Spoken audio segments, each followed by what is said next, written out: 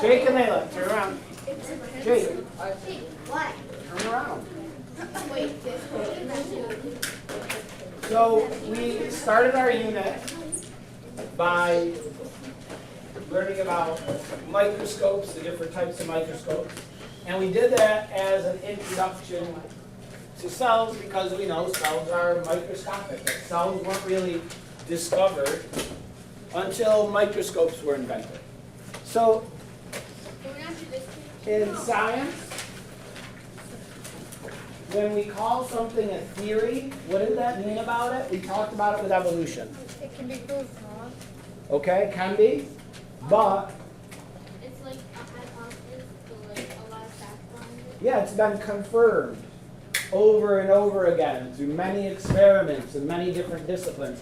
The cell theory is one of the theories we have in biology, and it's about life in cells. And it has three parts to this cell theory that scientists have arrived at over a period of a couple hundred years. So the cell theory states, first off, all life, anything that is alive, is made up of one or more cells.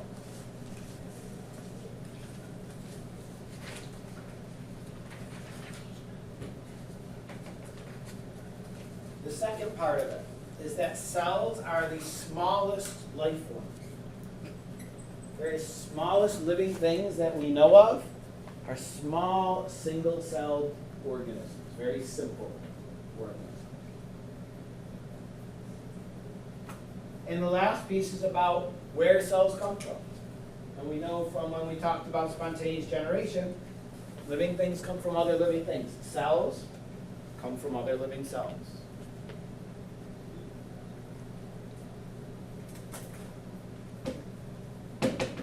Wait, but aren't theories like not proven true?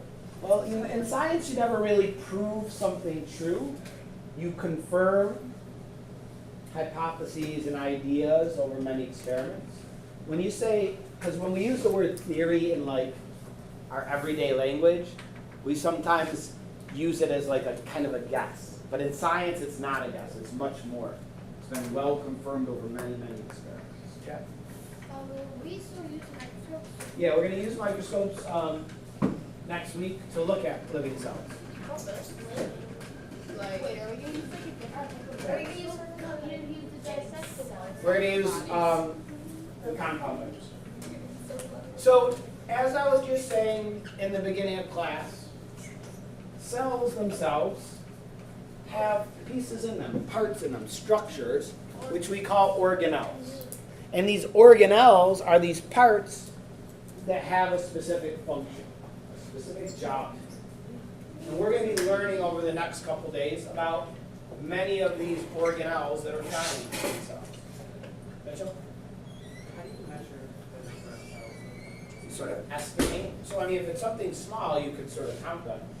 But if it's a large organisms, you could estimate sort of based on the volume or the mass of the organism how many it's made out of. But nobody's really counted the number of cells in a human. But we know there's trillions of them.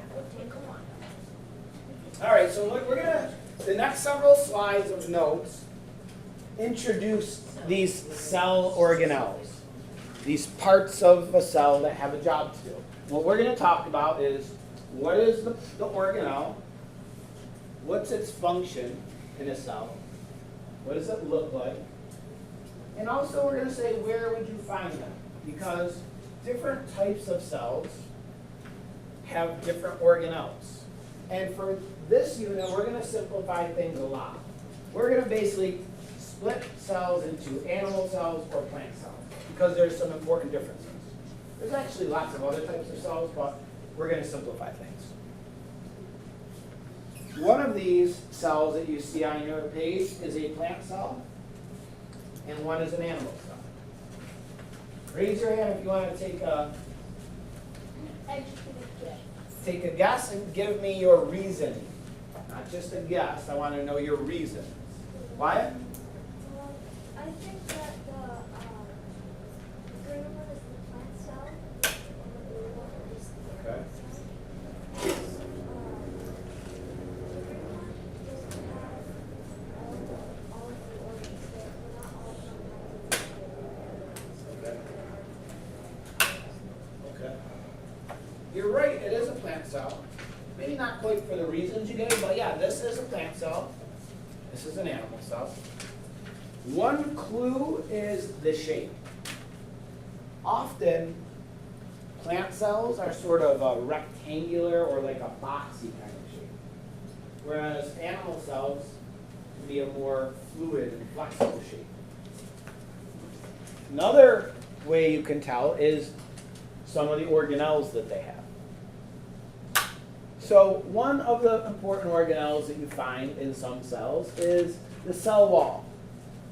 But it's not found in animal cells. It's found in plant cells. Now this says plant cells only. That's not really correct. It's also found in bacteria and fungi. But for our purposes, we're simplifying things. So you don't find a cell wall in the cells of animals. We just write plant cell? So you could probably guess. What do you think a cell wall does? Danielle? It like protects the cells apart. Yeah, sort of. It's the outermost layer. It's made of this material that's called cellulose, carbohydrate. And it's rigid. It's sort of like a tough outer, almost like a shell of the plant cell. It's the outermost layer. And you're right, it helps protect the plant cell. It also gives it its shape.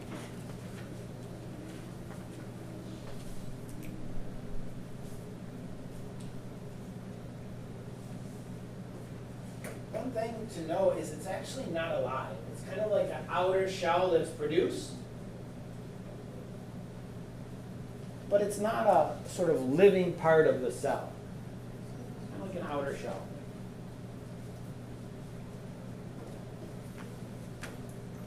Will we be able to like see the organelles? Some.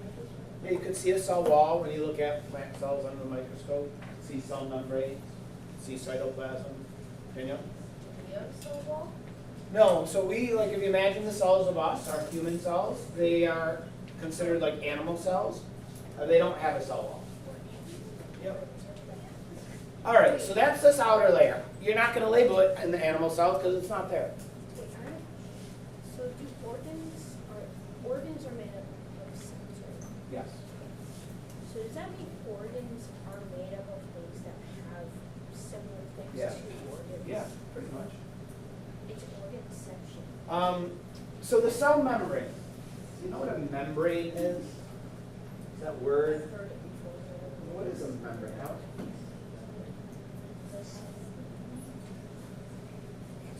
It's what? Sort of an outside layer, Layla. Like an egg membrane?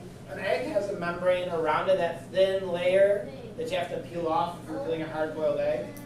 Yeah, so a membrane is a thin, sort of flexible layer around something. That thing. So the cell membrane in cells is, in animal cells, it's the outermost layer that sort of holds the other parts in. It's the boundary between the cell and the other stuff outside. But it's also found in a plant cell. It's the next layer in from the cell wall.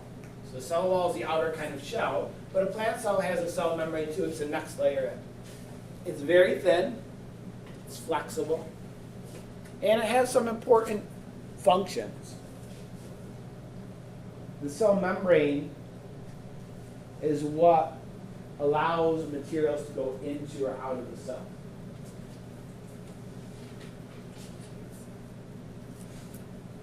It also is important in cells communicating with each other.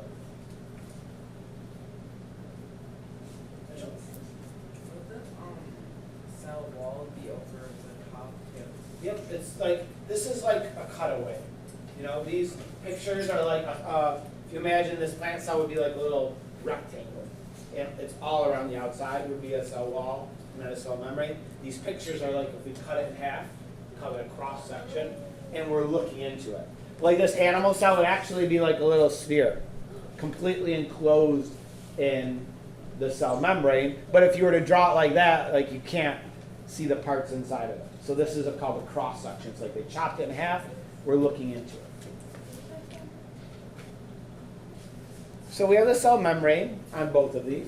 We then have the material that kind of fills up most of the inside of the cell. It's called the cytoplasm. The prefix cyto, or the root cyto, means referring to cells. And plasm kind of means like gel or glue. You ever see Ghostbusters? Ectoplasm. It sounds gross. Just the word plasma ending in room, it sounds nasty. So cytoplasm is basically the stuff that's filling up. It's like in light green here. In this animal cell, it's the stuff that would be colored in blue. Kind of suspends the organelles, other organelles in place. Things move through the cytoplasm.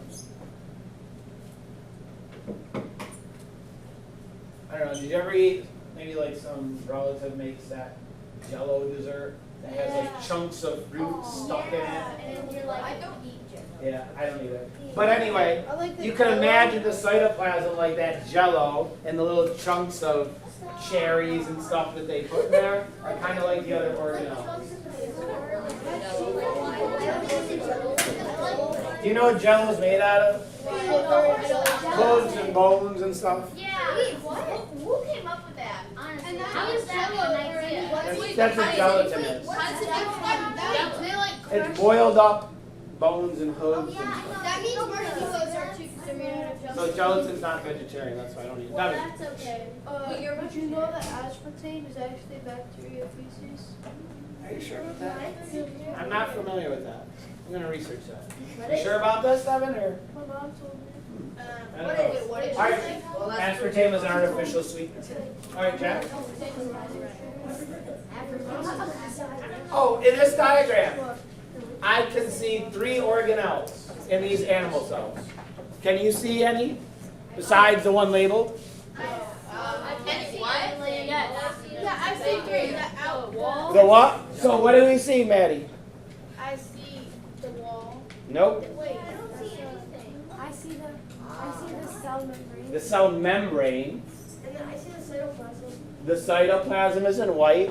We didn't get to this one yet. Organelle. It's another organelle. I know it. What is it? It is nucleus. It is the nucleus. That dark area is the nucleus.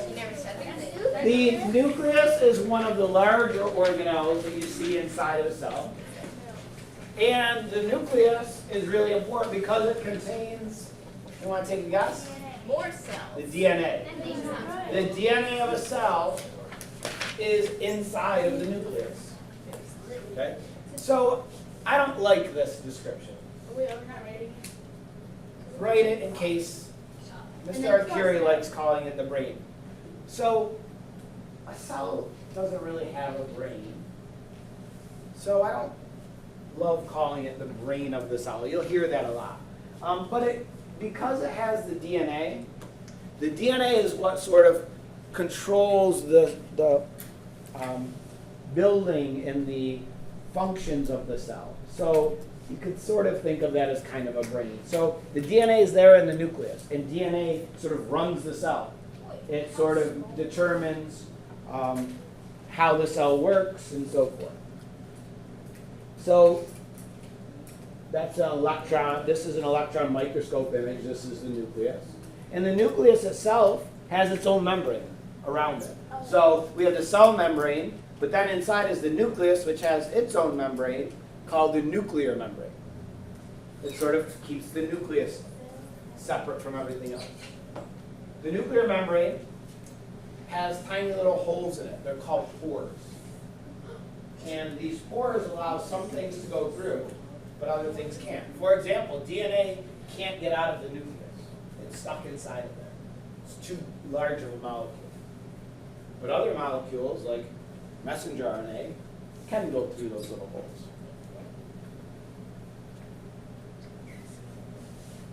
Can you see inside the nucleus With a microscope? the electron microscope? Yeah, you could with both microscopes. You could actually see inside the nucleus. You could find the nucleus.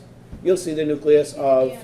cells. You can't see, you can see the next one. If they're stained, you can see chromosomes. Chromosomes are small little packets of DNA. So the DNA isn't just kind of there randomly. It's arranged into these little packages that we call chromosomes. Does anyone know anything about chromosomes? Okay. Caitlin? Isn't it like Down syndrome if you have, I can't remember if it's an extra one or not. Yeah. Extra. Yeah, so chromosomes are genetic material, and having the correct number of chromosomes is important. Some people are born with an extra chromosome. If it's an extra 21st chromosome, then that's what we call a person with Down syndrome. They have an extra 21st chromosome. So these chromosomes are little packages of DNA. We'll talk more about the chromosomes when we get to genetics, but we'll introduce them here. Do you know what the correct number is for normal human body cell? 23 or 27? I can't remember which one. Neither. Really? 25. So, hold on. You're close. But I know why you said 23. Okay. Because you have 23 And me. pairs Oh, okay. of chromosomes. Is that why you guys got 23 and me? So 66. No. 46? What? 46. I was about to say that. What? So, 23. in normal body cells, Oh. humans have 46 of these small packages of DNA called chromosomes. And for your chromosomes, 23 of them came from Mom? And Dad. 23 come from the father. So you have an even mixture of chromosomes from each parent. 23 from the mother, 23 from the father. That's how human reproduction works. During fertilization, a single sperm cell is carrying 23 chromosomes from the male. The egg cell is carrying 23 chromosomes from the female. When they combine during fertilization, we're back to 46. Half from each parent, and that's why we share characteristics with both of our parents, because we share half of their chromosomes. Here. Wait, so there's 23, then how will you get 21? Yeah, so sometimes we're going to talk about this. So to produce reproductive cells, sex cells, sperm and egg cells, a normal cell with 46 chromosomes goes through a special type of cell division to make sperm and egg cells. And it cuts the number of chromosomes in half to be 23 of each. However, sometimes an error happens. And one of those sperm cells or one of those egg cells actually gets 24 chromosomes. And so there's an extra. If that sperm or egg cell fertilizes another sperm or egg cell, the opposite, then you end up with an individual with 47 chromosomes. And if it's the 21st chromosome, then that's what we call Down syndrome. Wait, I have a question. If you get like way too many, So yeah, so sometimes people are born with an extra 21st. That's by far the most common chromosome abnormality is Down syndrome, an extra 21st chromosome. Sometimes people are born with extra 13th chromosome. Sometimes people are born with extra X chromosome or missing. But if you go beyond one extra, then the embryo that's formed won't grow and develop. So normally people are not Is that what born jockeys? with 2 or 3 or 4 extra chromosomes. It's just if fertilization happens and there's that many extra chromosomes, it won't grow into an embryo and fetus and be born. Yeah, there are some chromosome abnormalities when there's one less. And all of these, because having the proper number of chromosomes is important in how an embryo develops, anytime there's extra or missing chromosome, there are some physical or developmental issues that come along with that. So that collection of changes that happen in a person's body if they have an extra 21st chromosome, we call that Down syndrome. And so there are extra proteins produced or not enough proteins, so it has effects in many different ways throughout the body. So we're going to talk way more about genes and chromosomes and so forth, but it's not until another unit. So anyway, inside of the nucleus, in humans, there are these 46 chromosomes. In other species, it might be different numbers, but the DNA is there in the chromosome. Also plants. Plants have chromosomes. Plants have genes, just like humans do and animals do. Also within this nucleus is another part. It shows up in microscopes as like a dark area here. It's called the nucleolus. It means little nucleus. And this of the nucleus that's going to make an organelle, which we'll talk about in a moment. Jack? What about some animals that don't like have dads? Like I know cheetahs, right? Girls only.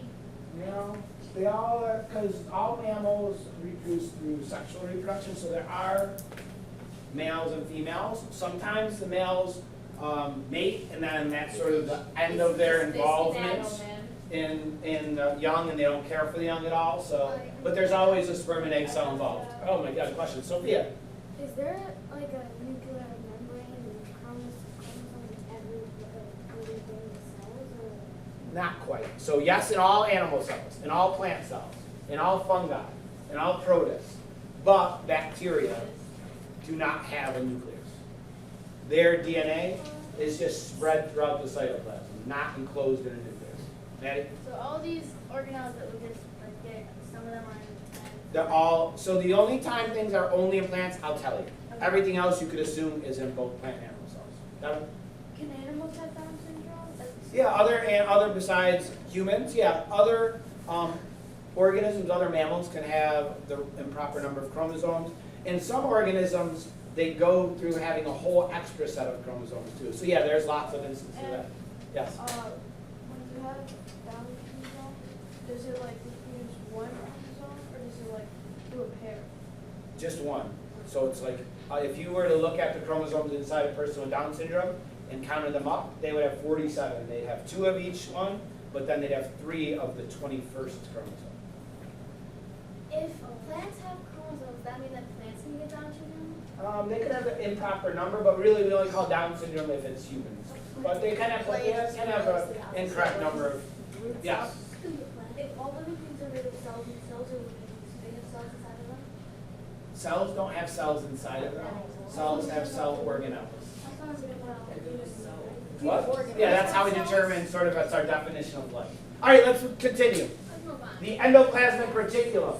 It's kind of a mouthful. We often abbreviate it with just the letters ER. The ER is this series of like tubes and membranes that are in the cell, often near the nucleus. Here's an electron microscope image of it. And there's 2 types. There's smooth ER and rough ER. The rough ER has all these little dots on it, and the smooth ER does not have those dots. And the ER's job is to help move things around within the cell. One way to, I'll try and give you some hints to remember the function of these organelles. What I say for the ER is like if you get hurt, you have to be transported to the ER. So the ER transports. These little dots on the rough ER are actually another cell structure called ribosomes.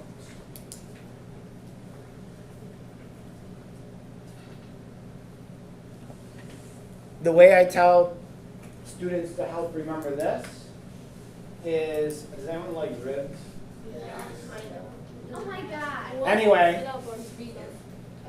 it's weird, like breaking those bones on and between this ribs. Anyway, sorry not to go on a rant about ribs, but what nutrient would you find a lot of in ribs, which are meat? Protein. Protein. The ribosomes, the ribosomes, Oh. that make ribosomes make protein. No, make your McDonald's, anything that's So these ribosomes can be found either stuck to the ER, like these, or they might just kind of be free floating in the cytoplasm. But their job is to manufacture proteins, and protein is one of the most important molecules in a cell. Basically, we're built of almost all protein. That's the structure of our body. And so ribosomes are really important. And let's finish with the Golgi bodies. So this is the smooth ER versus the rough ER. Saying, hey ladies, how about a date? And they say, sure thing. He goes, oh man, he gets all the girls because he's smooth.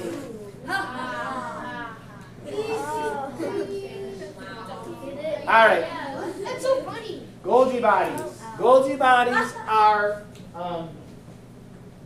is anybody a fan of the band Fish? What's that? have a song. I know that smiles back. They had a song called Golgi apparatus. But anyway, probably some of your parents like them. Golgi bodies. They look kind of like they look like a stack of pancakes inside the cell. Over here with these drops of delicious New York State grade A pure 100% maple syrup floating near them. What? So, yeah, see these drops of delicious syrup on these pancakes? So these Golgi bodies are located, they look a lot like ER, but they're usually sort of out a ways, closer to the cell membrane. And what they do is they take in molecules that are going to be sent outside of the cell. They package them up into a little package and send them on their way outside of the cell. So they're often called like the post office of the cell, because they package things up that are going to be shipped out. All right, questions about any of our organelles thus far? No. How many are there that we're talking about? A lot. There's still a couple more pages full. Yeah. All right. We'll finish with cell organelles tomorrow.